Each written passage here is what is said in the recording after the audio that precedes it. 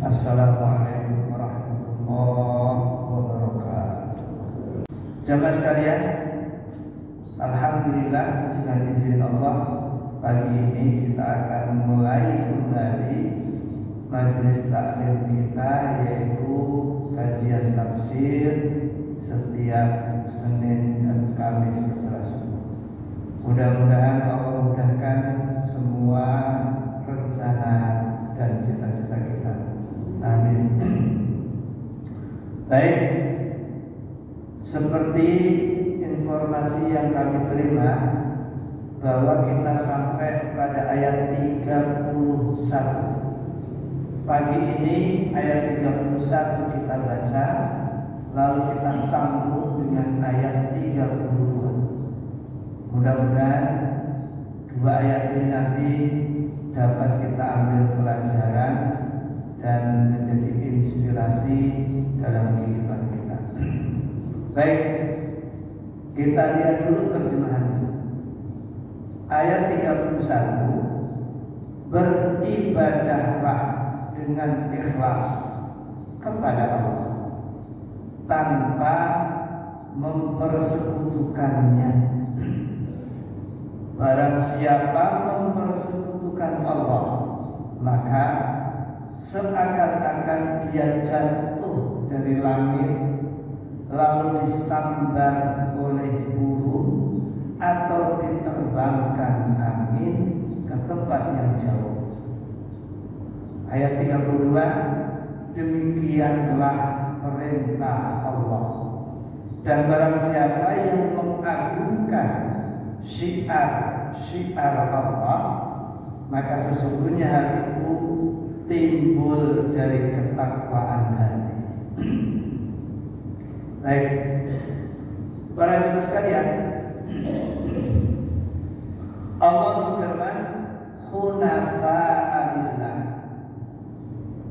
hunafa lillahi ghairu musyrikin.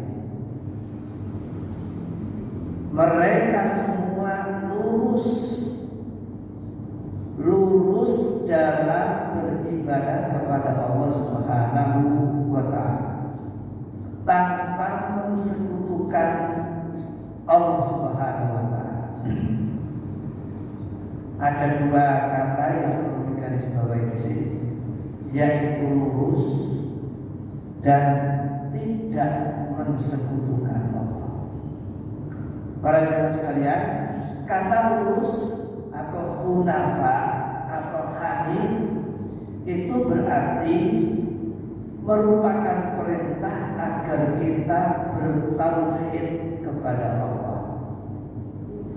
Tauhid artinya mengesahkan Allah Subhanahu wa ta'ala, mengesahkan Allah dalam rububiyahnya, dalam uluhiyahnya, dan dalam asma dan sifatnya. Bahwa Allah itu tunggal, bahwa Allah itu esa.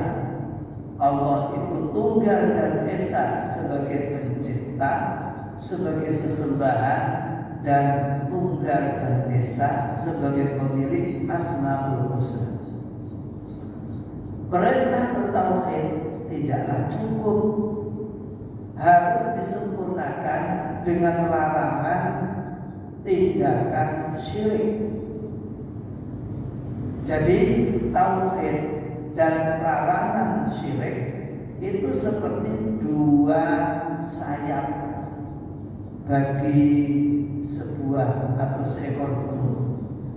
Jadi seekor burung itu akan bisa terbang apabila dua sayapnya baik dan dua-duanya berfungsi.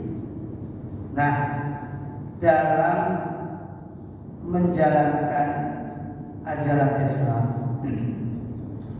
tak ubahnya seperti terbang dengan dua sayap itu.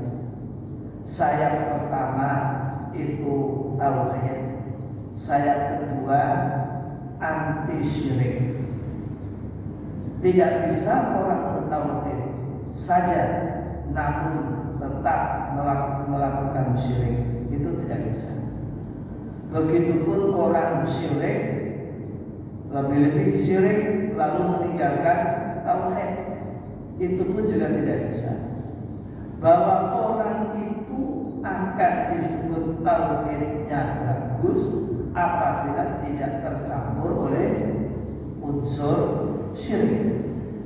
Nah, kombinasi antara tauhid dan meninggalkan syirik itu tampak dalam kalimat tauhid la ilaha illallah.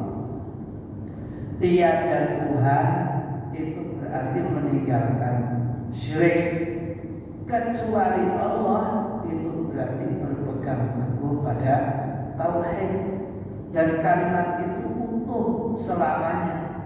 Karena itu orang yang mau meninggal dunia ditalkin dengan kalimat itu la ilaha illallah, menetapkan Allah dalam bentuk tauhid, mengingkari sesembahan selain Allah dalam bentuk meninggalkan syirik. Wa may yusyrik billah, barang siapa yang berlaku syirik terhadap Allah, faka'annama kharra minas sama, ia diilustrasikan seperti jatuh dari langit. Jadi orang yang melakukan syirik itu diilustrasikan seperti orang yang jatuh dari langit. Nah, di sini nanti dalam kitab tafsir ditemukan kata-kata yang bagus. Al-imanu bimanzilatis sama. Iman itu seumpama langit. Langit itu tinggi dan terjaga. Orang yang beriman berarti orang yang berada di derajat yang tinggi. Orang yang beriman adalah orang yang berada di atas langit. Iman itulah yang membuat seseorang tinggi. Iman itulah yang membuat seseorang memiliki derajat tinggi. Tinggi itu diilustrasikan seperti langit. Orang yang beriman berarti punya derajat tinggi, kedudukan tinggi, tempat yang tinggi, mulia, agung, selama ia menjadi orang yang beriman. Sebaliknya, orang yang berlepas dari iman berarti ia jatuh dari tempat yang tinggi. Ia tidak lagi meraih kemuliaan. Ia tidak lagi pada derajat keagungan. Orang yang melepas iman berarti seakan-akan menjatuhkan dirinya dari tempat yang tinggi. Karena itulah Allah Subhanahu wa taala berfirman, yarfa'illahu alladziina aamanu minkum walladzina utul ilma darajat. Allah tinggikan orang yang beriman dan berilmu pengetahuan. Jadi iman itulah penyebab tingginya derajat dan kedudukan seseorang. Selama masih beriman, ia masih berada dalam ketinggian. Tetapi kalau sudah melepas iman, seakan ia menjatuhkan diri dari tempat yang tinggi. Fatahtafuhu thair, ketika ia jatuh dari tempat yang tinggi itu, lalu disambar oleh burung. Para jamaah sekalian, akal manusia secara sederhana mampu menerima dan membenarkan bahwa manusia yang jatuh dari langit pasti hancur, pasti binasa, pasti. Otak kita tidak membantah, akal kita menerima dan tidak mengingkari jika manusia jatuh. Tentu kita tidak berpikir alat parasut itu ya, kita tidak berpikir itu. Tetapi bahwa manusia itu jatuh dalam bentuk fisiknya dari tempat yang tinggi, jangankan dari langit, dari pohon kelapa, dari atap rumah, itu saja sudah menunjukkan dampaknya yang luar biasa. Apalagi tempat itu semakin tinggi, dari gedung berlantai 5 mungkin 6, 7, lalu jatuh atau menjatuhkan diri. Hasilnya cuma satu, binasa. Fatah tofutoir, manusia yang jatuh itu akan disambar oleh burung. Ada yang menarik di sini, bahwa ketika manusia terjatuh dan disambar oleh burung, itu menunjukkan bahwa ketika jatuh itu tiada daya. Bahkan dari serangan burung saja ia tidak mampu membela diri, tidak mampu menyelamatkan diri, tidak mampu melindungi diri. Ini menunjukkan bahwa saat itu manusia itu seakan-akan barang yang ringan, barang yang kecil, yang tidak punya berat dan tidak punya bobot, karena sudah meninggalkan iman, karena sudah berlepas dari iman. Dan apa jadinya jika burung menyerbu tubuh kita? Di dalam tafsir diilustrasikan akan robek tubuh kita, dirobek-robek, dicabik-cabik, dipatuk, dimakan, hingga tubuh kita yang besar ini akan menjadi serpihan-serpihan daging.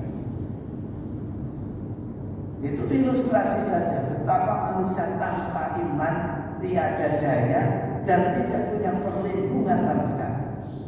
Tanpa iman manusia tidak punya kekuatan. Makanya nek tapak suci itu sebentar, saya lupa. Tapak suci itu salamnya apa ya? Pak Kolektor, tapak suci. Kalau setiap kali anak-anak belajar itu dengan iman dan takwa kita menjadi kuat bobo ya, lali rapatnya apa sih? Itu ada seperti itu slogannya tapak suci itu, anak-anak tapak suci. Dengan iman dan takwa kita menjadi kuat. Nah ini juga begitu.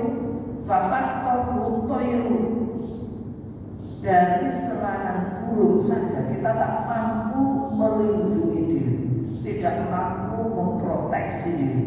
Itu menunjukkan bahwa tanpa iman manusia tak punya kekuatan.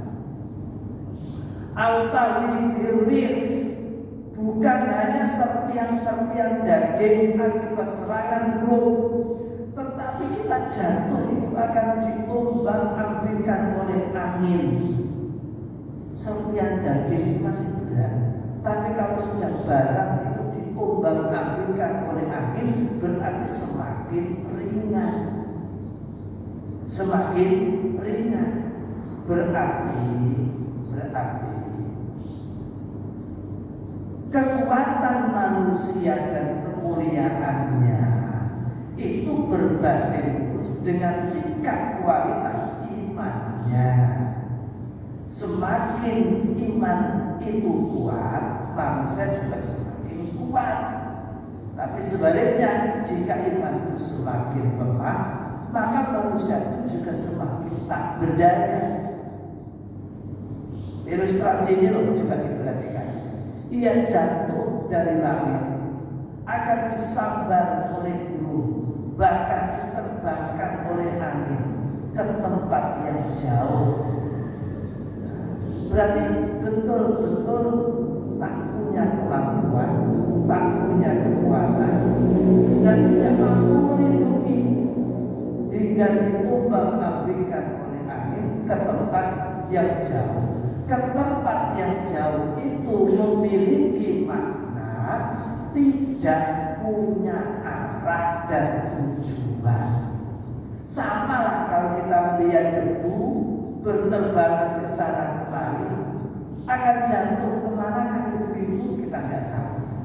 Ya terkadang ngalor ngidul ngetan ngulon tanpa arah, tanpa tujuan. Itulah ilustrasi kehidupan orang yang tanpa iman. Orang yang hidup tanpa iman laksana orang yang melangkah tanpa arah dan tujuan. Mudah-mudahan kita semua termasuk orang-orang yang beriman. Wa qurra bi wa anta a'lamu.